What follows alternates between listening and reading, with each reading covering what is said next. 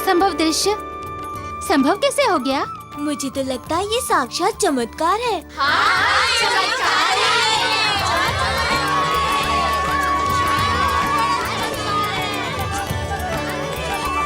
अभी कुछ देर पहले तक तो कुछ भी नहीं था यहाँ। यही बात तो मैं भी सोच रहा हूँ। इस स्थान पर कमल के फूल,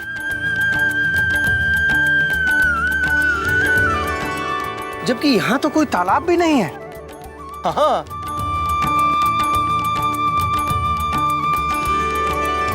माँ लक्ष्मी का आसन होता है कमल।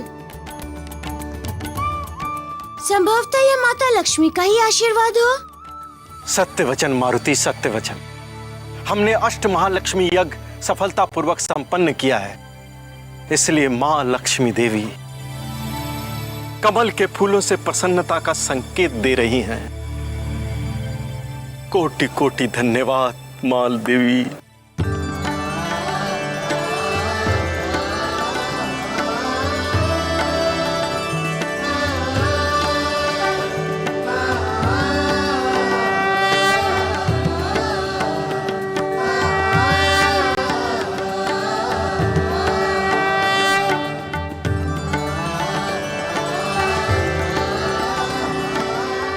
आचार्य श्री, क्यों ना हम ये स्थान खोद के देख लें?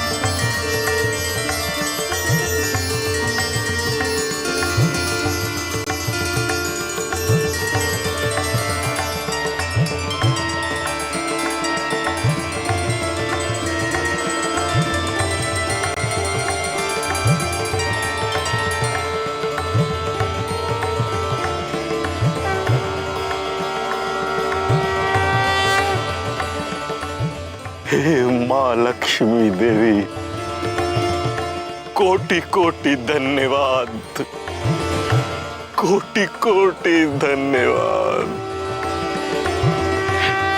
हे मेरे आराध्य देव सूर्यदेव, कोटि कोटि धन्यवाद।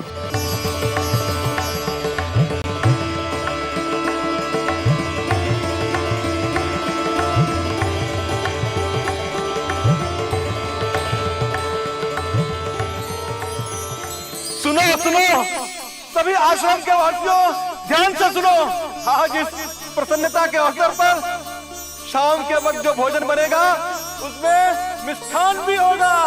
उत्सव का समय है, उत्सव का।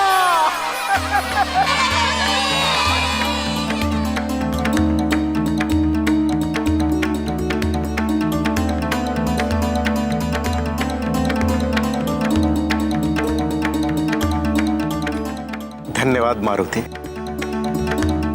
तुमने आश्रम की सुरक्षा सुनिश्चित न की होती तो यज्ञ सफलतापूर्वक कभी संपन्न ना होता।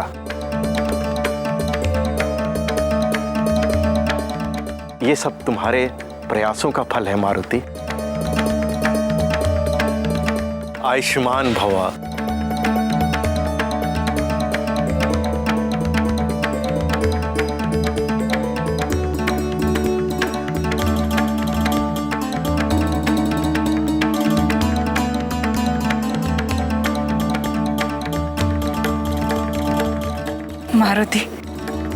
मैंने अभी अभी प्राचार्य के मुख से तुम्हारे लिए प्रशंसा सुनी।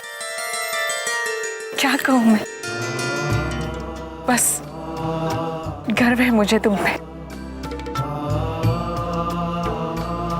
भगवान करे तुम पे किसी की बुरी दृष्टि ना पड़े,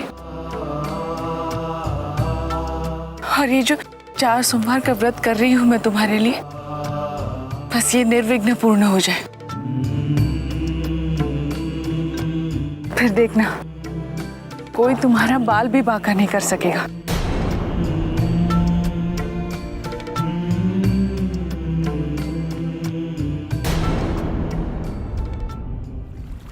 भावनाओं में बहकर प्रतिक्रिया करने का ये समय नहीं है अक्षय।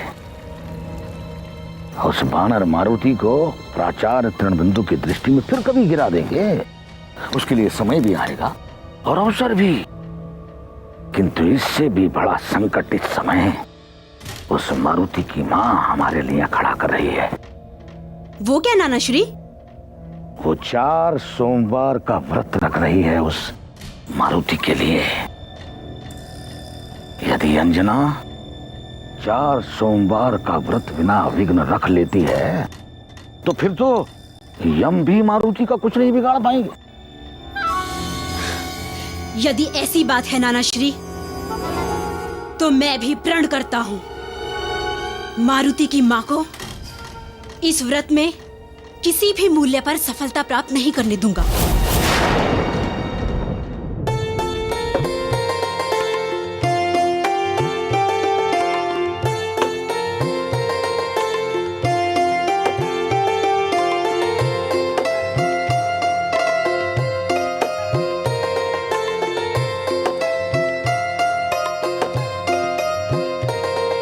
रुक जाइए महाराज केसरी।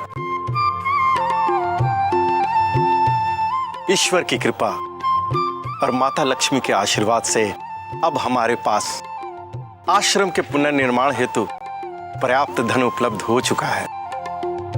अब आपको श्रम करने की कोई आवश्यकता नहीं है। प्राचार्य श्री, ईश्वरीय कृपा और मां लक्ष्मी के वरदान की सूचना मुझे भी है, किंतु फिर भी मैं आपके आश्रम के पुनर्निर्माण हेतु स्वैच्छिक श्रमदान करना चाहूंगा, क्योंकि ऐसा करके आश्रम के पवित्र शिक्षण संस्थान के प्रति मैं अपना सम्मान भाव पुष्ट करना चाहता हूं, जिससे मुझे संतुष्टि एवं आनंद मिलेगा। प्राचार्य श्री। साधु महाराज केसरी, साधु, कितने पवित्र विचार हैं आपके। अब हमारी ये समझ में आया कि हमारे प्रिय शिष्य मारुति को इतनी छोटी सी वय में इतने अच्छे संस्कार और इतने अच्छे विचार कहां से आए होंगे। प्राचार्य श्री, मारुति पर तो जन्म से ही ईश्वरीय अनुकंपा रही है। उसके सारे गुणों का श्रेय मुझे मत दीजिए, ईश्वर को दीजिए आप। साधु महाराज केसरी, साधु।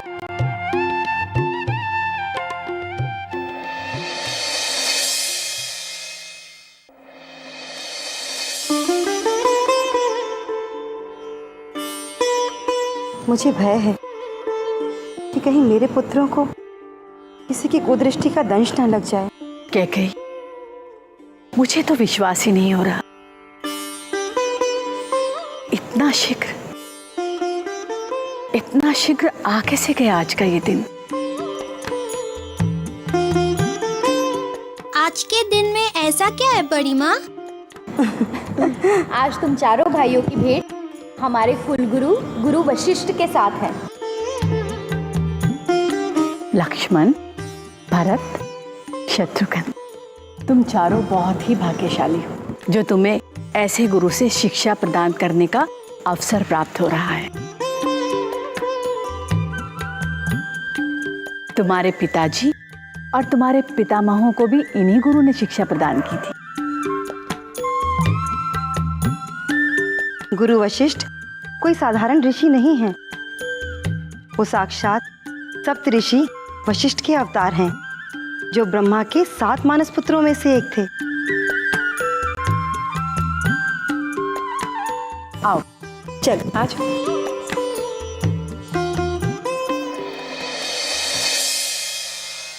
ऋषि वशिष्ठ ऋग्वेद के 7वें मंडल के प्रमुख रचनाकार हैं। 7वें मंडल में कुल 104 ऋचाएं हैं। ऋग्वेद के अनुक्रमणिका में 7वें मंडल की ऋचाओं का श्रेय ऋषि वशिष्ठ को दिया गया है। हम आगे यह व्याख्यान करेंगे कि किन किन देवताओं को ऋग्वेद की ऋचाएं समर्पित हैं। तो देवगणों में सब प्रथम आते हैं इंद्र, अग्नि, विश्वदेव, मारुत, वरुण, अश्विन, उषा तथा वायु, और इनके अतिरिक्त सरस्वती, रुद्र, जल, आदित्य, विष्णु, वास्तुपिता तथा बृहस्पति को दो दो ऋचाएं समर्पित हैं। हम जिन वैदिक ऋचाओं का वर्णन कर रहे हैं, सुना है किसी ने इसके बारे में?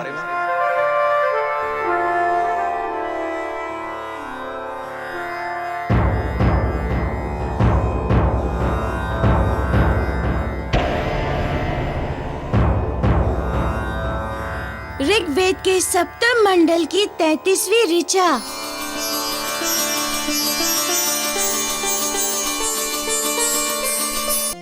मारुति, तुम्हें कैसे पता चला इस ऋचा के बारे में? अवकाश के समय में मुझे आश्रम के पुस्तकालय में ऐसी बहुमूल्य पुस्तकें पढ़ने में बहुत अच्छा लगता है गुरुदेव। सुंदर, अति सुंदर।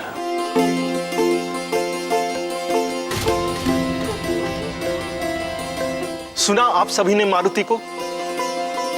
मारुति का ये आचरण प्रेरित करता है विषयों को समझने में।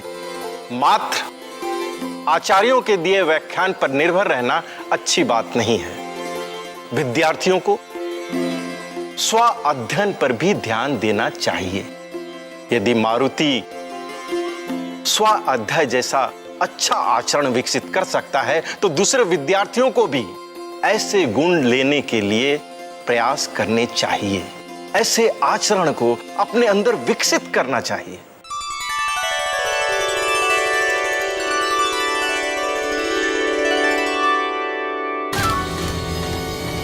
मारुति तो प्राचार्य श्री का प्रिय शिष्य बनता जा रहा है।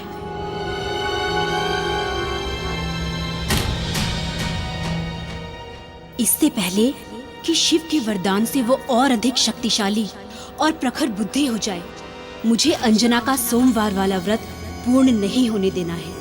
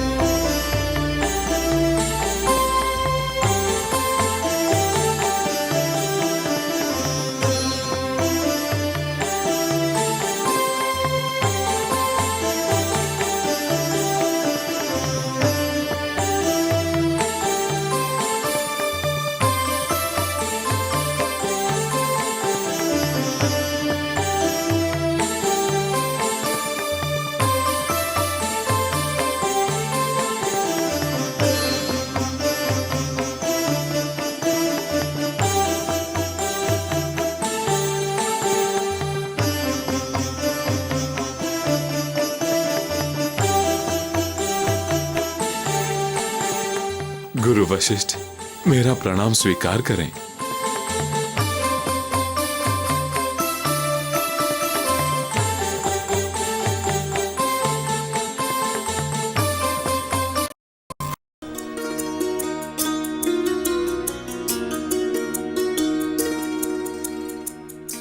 अरे, ये आप क्या कर रही हैं? मैं भगवान शिव के लिए वस्त्र बना रही हूँ।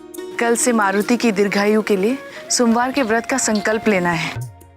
ये सब उसी की तैयारियां हैं। हर व्रत के विधि विधान का पालन इतना सरल नहीं होता, और फिर सोमवार के व्रत में तो इसके विधियों का पालन करना बड़ा कठिन होता है बहन। इसमें कहीं भी किसी भी प्रकार की भूल चूक नहीं होनी चाहिए।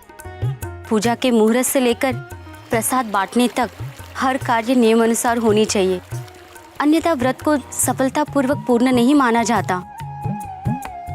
और फिर सूर्योदय से लेकर सूर्यास्त तक अन्न का एक भी दाना मुंह में ना लेना और ना ही जल की एक बूंद, बड़ा कठिन होता है इंद्रियों को इन सब के लिए संयमित करना। किंतु मन में सच्ची भक्ति हो तो ईश्वर के आशीर्वाद से न भूख लगती है न प्यास। दिन भर आत्मा आनंद में डूबी रहती है। और फिर ये व्रत तो मैं मारुति के लिए कर रही हूँ। इससे मारुति पर भगवान शिव की कृपा दृष्टि बनी रहेगी और उसकी हर प्रकार के संकट से रक्षा करेगी।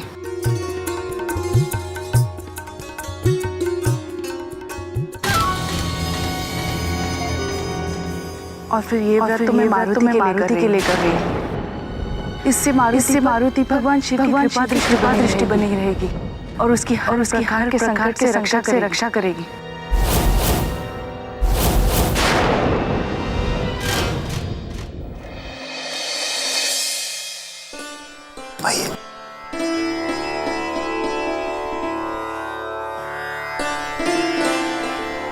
गुरुदेव, आप यहाँ विश्राम कीजिए, तब तक मैं अपने परिवार के बाकी सदस्यों को आपके दर्शनार्थ लेकर आता हूँ।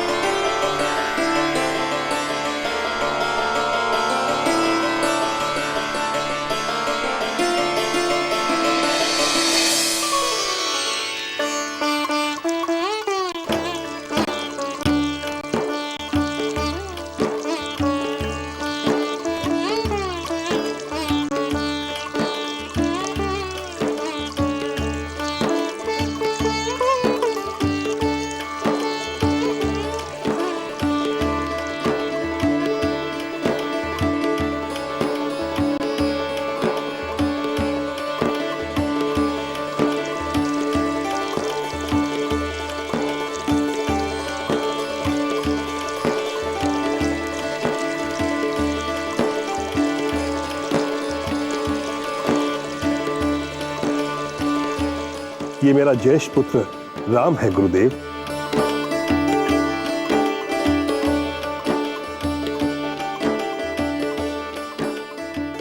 प्रणाम गुरुदेव।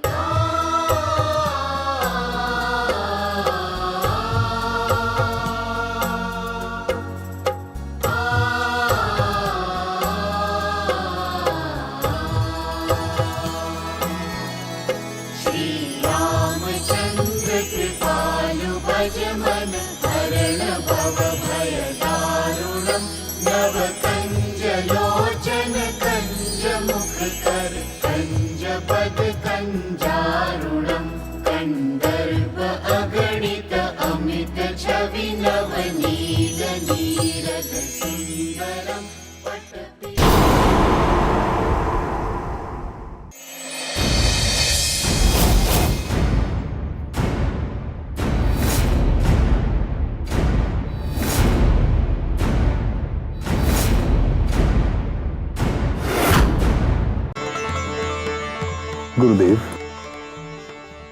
ये मेरी रानियां कौशल्या। प्रणाम गुरुदेव। कैकेयी। प्रणाम गुरुदेव। सुमित्रा। प्रणाम गुरुदेव। कल्याण हो। और गुरुदेव, ये राम के भाई भरत, शत्रुघ्न और लक्ष्मण। प्रणाम गुरुदेव। कीर्तिमान भव। गुरुदेव, आप यहां पधारे और मेरे पुत्रों को आशीर्वाद दिया। मैं धन्य हो गया गुरुदेव, मैं धन्य हो गया। नहीं राजन, धन्य तो मैं हुआ हूं जो मुझे ऐसे मेधावी छात्रों को शिक्षित करने का सुअवसर प्राप्त हुआ है।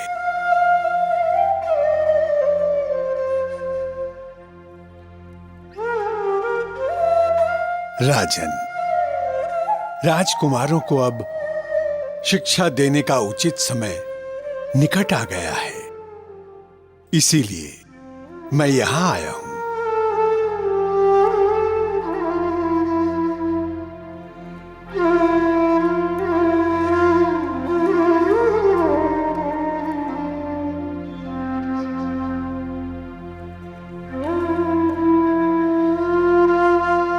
प्रणाम गुरुदेव।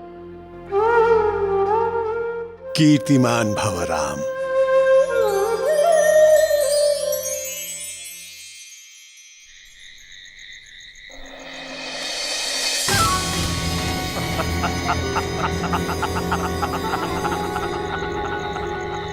जैसा तुमने कहा था वैसा हमने कर दिखाया।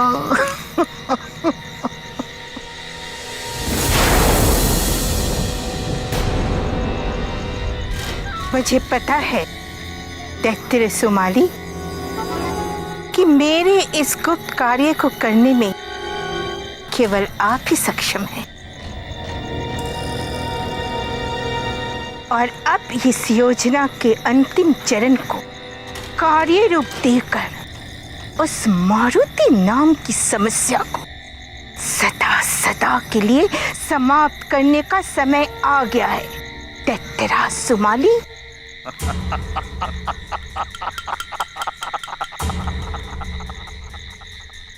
ये की ना तुमने मन प्रसन्न करने वाली बात पुत्री केकसी। अब यही होगा और शीघ्र होगा। वैसे मैंने अक्षय की सहायता से उस वानर के मार्ग में इतनी समस्याएं उत्पन्न कर दी हैं, इतनी समस्याएं उत्पन्न कर दी हैं कि उन समस्याओं से उबारने के लिए उस वानर को उसके माता पिता भी आश्रम में आ गए हैं। और तो और उस वानर की मां अर्थात अंजना अपने पुत्र के लिए व्रत रखने जा रही है। अब उसे क्या पता कि उस आश्रम में उनके चारों ओर मृत्यु नृत्य कर रही है।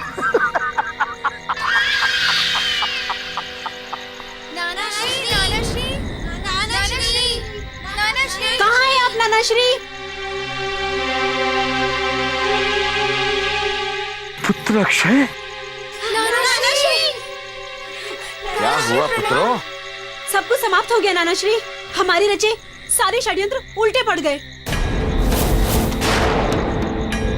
आप तो यहाँ वन में बैठकर आनंददायी योजनाएं बनाते रहते हैं। हमें उधर अपनी पराजय और मारुति की सफलता देखनी पड़ती है। अब तो वहाँ उसके माता पिता भी आ गए हैं। तुम क्यों चिंता कर रहे हो अक्षय?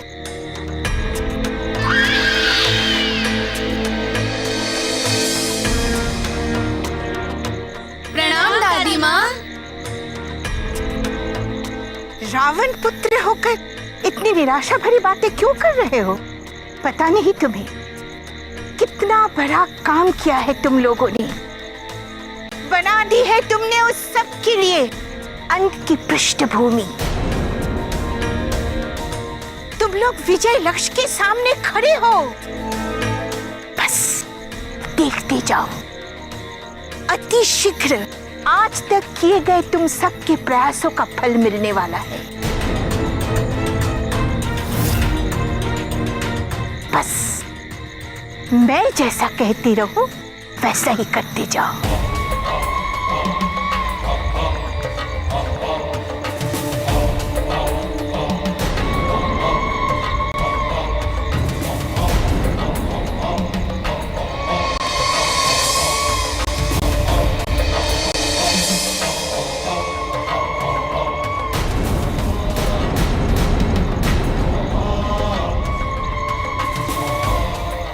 समझे? ठीक है दादी माँ। बस एक बात का ध्यान रखना बच्चों, कल सूर्यास्त के बाद ये कार्य अवश्य होना चाहिए, भूलना नहीं।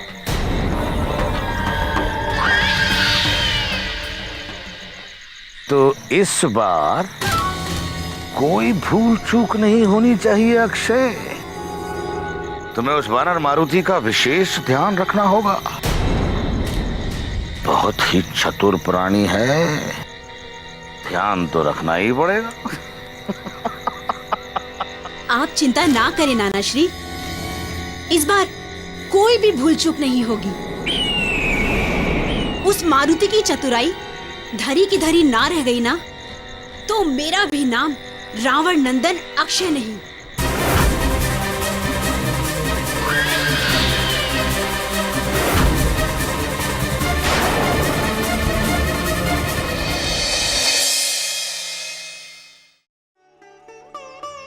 इस गुरुकुल का वातावरण कितना सुरमई और पवित्र है। ऊपर से एक गुणी और भले आचार्य हैं। हमारा मारुति बहुत ही भाग्यशाली है जिसे इतने उत्कृष्ट गुरुकुल में अध्ययन करने का अवसर मिला है। यही तो मैं भी कह रहा हूँ पिताश्री, समझाइए ना आप माँ को, व्यर्थ ही मेरे लिए चिंता कर रही हैं। चुप, बस जब देखो अपने पिताजी के हाँ में हाँ मिलाता रहता है।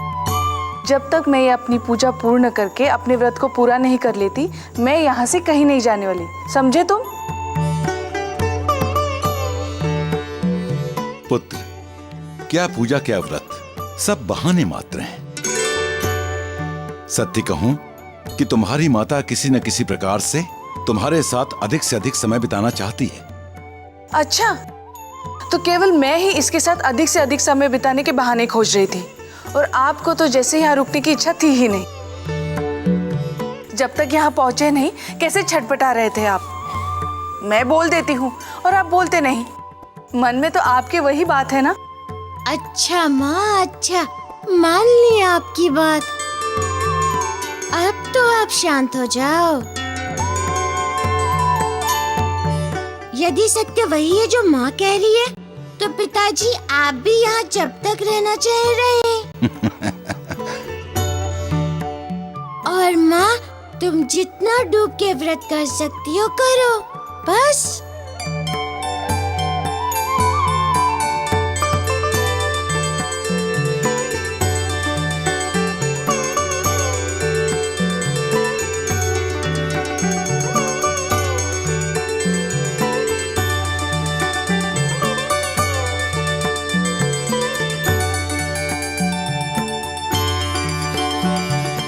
मारुति, प्राचार्य श्री तृणबिंदु याद कर रहे हैं तुम्हें।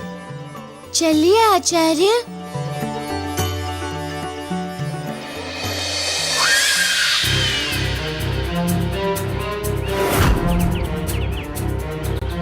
देखो, संपूर्ण तैयारियां हो चुकी हैं।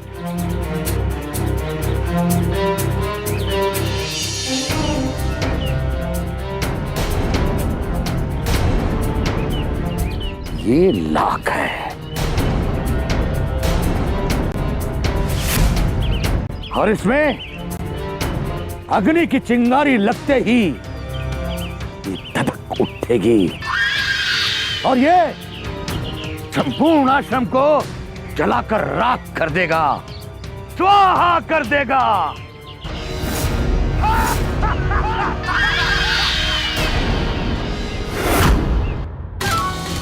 और असुर सैनिकों, ये सब कुछ तुम्हें योजना अनुसार करना है। और यदि कोई जलते आश्रम की आग से अपने प्राण बचाकर वन में भाग निकला तो?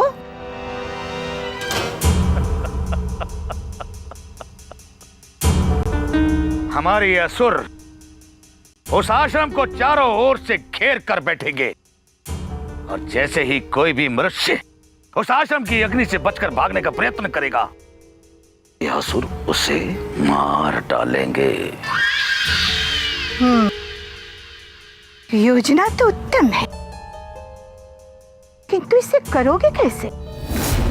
सूर्यास्त होते ही ये असुर आश्रम के चारों ओर लाख बिछा देंगे।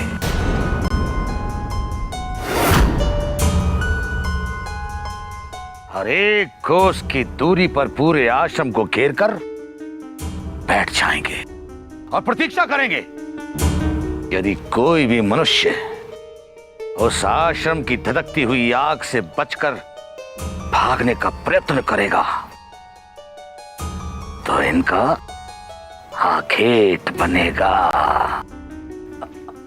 उस आश्रम का एक भी जीव जीवित नहीं बचना चाहिए। नहीं बचेगा।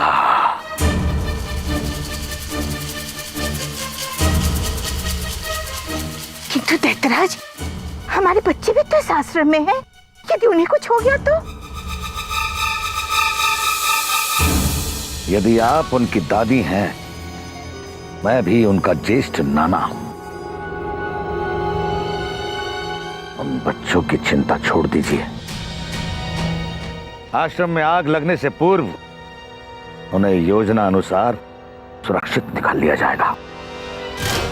मुझे आपकी दक्षता पर पूरा विश्वास है दैत्यराज। तो एक चिंता है केकसी। प्राचार्य तृणबंधु, वो भी इस दाह संस्कार में नहीं बच पाएंगे, जलकर स्वाहा हो जाएंगे। दैत्यराज, कभी कभी कुछ अच्छा काम पूरा करने के लिए अच्छे लोगों की आहुति देनी पड़ती है। मारुति के बानर कुल को जलाकर राख करने के लिए यदि तृणबंधु की आहुति देनी पड़े तो ठीक है, होने दो ये अग्निकांड। किंतु मारुति बचना नहीं चाहिए। जब कोई सच्चे मन से अपनी त्रुटियों को स्वीकार करने का साहस करता है, तब प्रायश्चित की पवित्र ज्वाला उसके मन एवं आत्मा दोनों को तपाकर पवित्र कर देती है तथा समस्त शत्रुभाव मिट जाते हैं। रह जाती है करुणा एवं निश्चल प्रेम।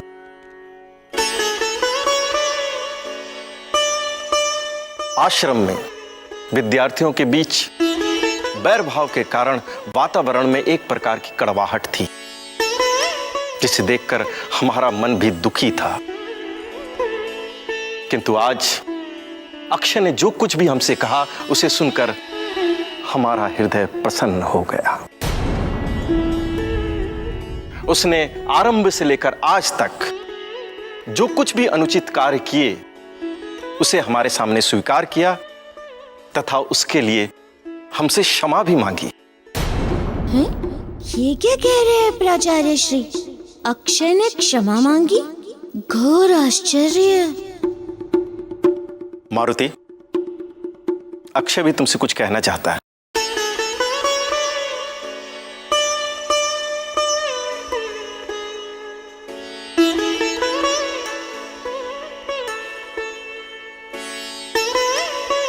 मारुति, आज तक हमने जानबूझकर तुम्हें जितने भी कष्ट दिए हैं, हो सके तो हमें क्षमा कर देना मारुति।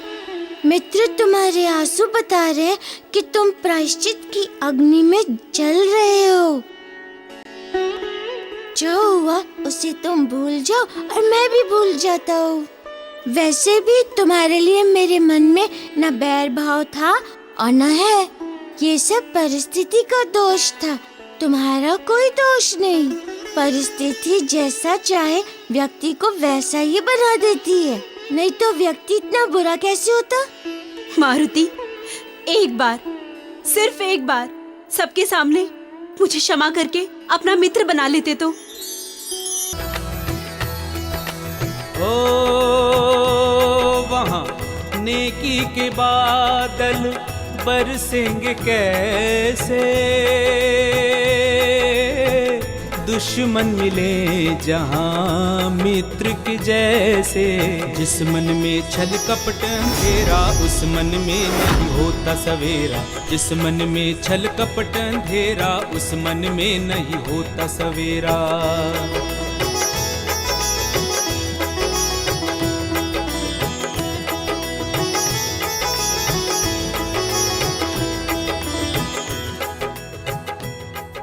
आज हम सभी के लिए अति प्रसन्नता का अवसर है, विशेषकर मेरे लिए। एक आचार्य को तभी संतोष एवं आनंद मिलता है जब उसके सभी शिष्य एक मत हो और मित्रता पूर्वक मिलकर आगे बढ़े। मेरी गुरु माँ से विनम्र प्रार्थना है कि आज सभी के लिए मारुति की रुचि वाली खीर बनाई जाए।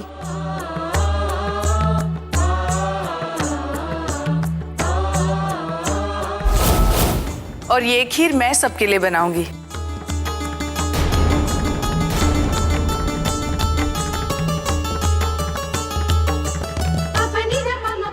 यदि प्राचार्य श्री की आज्ञा हो तो।